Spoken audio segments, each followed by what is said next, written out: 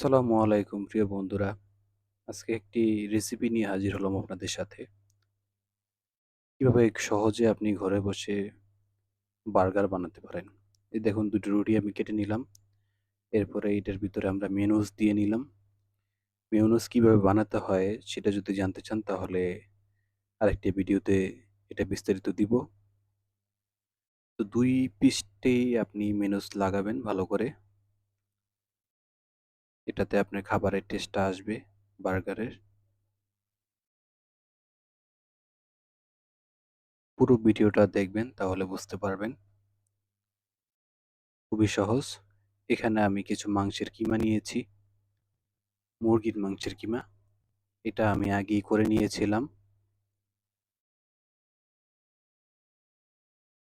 পরিমাণ মতো মাংসের কিমা দেওয়ার পরে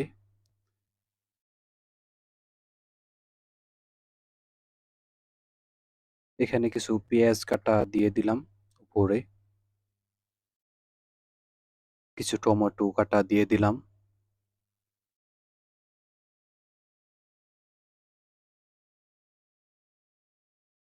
এখন আমরা টমেটো সস অথবা চিলি সস যদি থাকে সেটা উপরে এইভাবে দিয়ে দিবেন।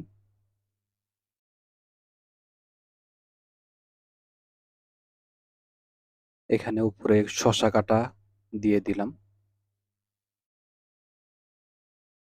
লেটুস পাতা এই মুহূর্তে না থাকার কারণে লেটুস পাতা দিতে পারলাম না।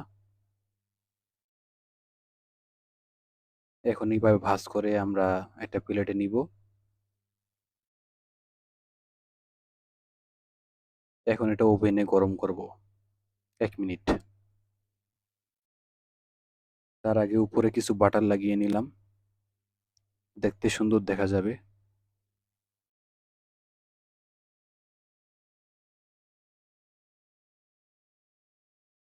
এই যে ওভেনে ঢুকিয়ে দিলাম।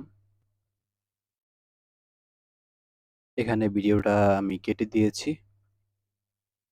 এই যে হয়ে গেছে। এখন আমরা এটা প্যাকেট করব। ব্যাস হয়ে গেল আপনাদের সুস্বাদু বার্গার। আপনি চাইলে ঘরেও বানাতে পারেন।